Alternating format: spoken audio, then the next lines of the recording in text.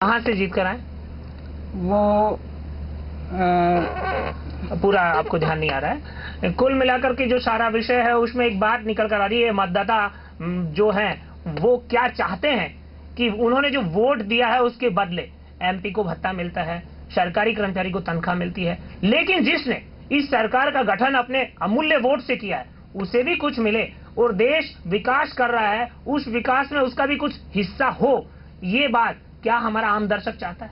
इस कार्यक्रम के माध्यम से संदीप जी हमें जो संदेश देने आए हैं वो ये देने आए हैं कि जो हमारी कुल राष्ट्रीय आय होती है आंकड़ों में, उस आय में आम आदमी का जब राष्ट्र पर जो कर्जा होता है उसे जब प्रति व्यक्ति बांटा जाता है, भारत के व्यक्ति पर जो कुल अंतर्राष्ट्रीय कर्ज है तो वो एक आदमी पर कितना आएगा?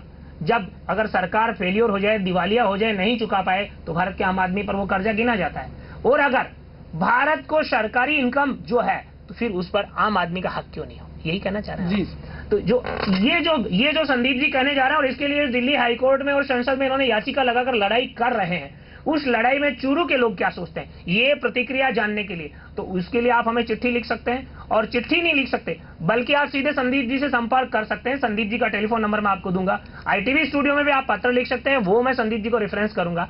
तो कुल मिलाकर चूरू के लोग ये जो मतदाता वृत्ति जिसे कहें या वोटरशिप जिसे कहें या मतदान के बदले कुछ भत्ता मिले, वोट दिया तो मुझे क्या मिलेगा का जो हम आम आदमी प्रश्न करते हैं उसका समाधान संदीप जी लेकर आ रहे हैं। और ये जो लेकर आए हैं उस संगठन का नाम है फेडरेशन इकोनॉमिक फ्रीडम मूवमेंट। क्या है? Federation for economic freedom movement. हाँ, federation for economic freedom movement, आर्थिक आजादी आंदोलन परिसंघ जो संगठन है उस संगठन के माध्यम से इन्होंने इस सारी 2006 से कवायद शुरू की है। और इस सारे आंदोलन का नेतृत्व कौन कौन लोग कर रहे हैं? आप तो मूलतः चूरू के रहने वाले हैं, दिल्ली में वकालत कर रहे हैं, वहां इस संगठन से जुड़े, और किस किस राज्य के कौन कौन लोग जुड़े हैं? कुछ जानकारी देंगे हमारे दर्शकों को? देखिए, इसमें जो मुख्य पिटिशनर करता है वो भरत गांधी करके हैं, और जो शुरू में जब ये फाइल की गई थी पार्लियामेंट में पिटीशन, उस समय अदर पिटिशनर में सुप्रीम कोर्ट और हाई कोर्ट के कुछ एडवोकेट्स भी इसमें शामिल थे। और आज जैसे कि मैंने पहले भी बताया कि 136 MP का इसमें सपोर्ट हासिल है, तो और लगभग 2 करोड़ लोगों के बीच में ये जा चुका है। और उसमें हर वर्ग के लोग शामिल हैं, हर प्रोफेशन से जुड़े हुए, कुछ जो इंडस्ट्रियलिस्ट हैं वो भी इससे जुड़ रहे हैं।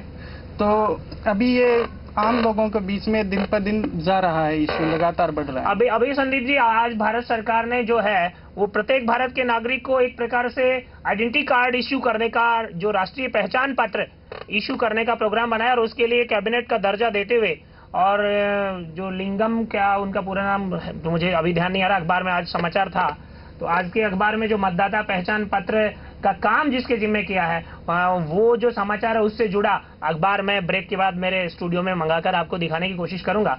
अभी ये जो हमारी चर्चा है, इस चर्चा में जो विषय बचे हैं, जो पहलू बचे हैं, उनमें ऐसे कौन से पहलू हैं जिन पर हम चर्चा करके आम आदमी को ये बता सकें कि अगर ये वोटरशिप वृत्ति लागू होती है तो आम आदमी को क्या लाभ होने वाला है?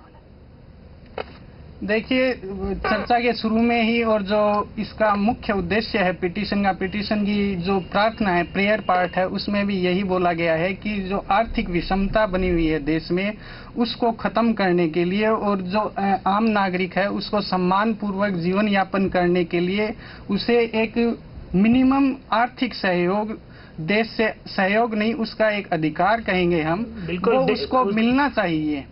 देश अगर आर्थिक दृष्टि से ग्रोथ कर रहा है जी, तो उस आर्थिक विकास में देश के प्रत्येक नागरिक की भागीदारी है, और उस भागीदारी के अनुपात में उसको भी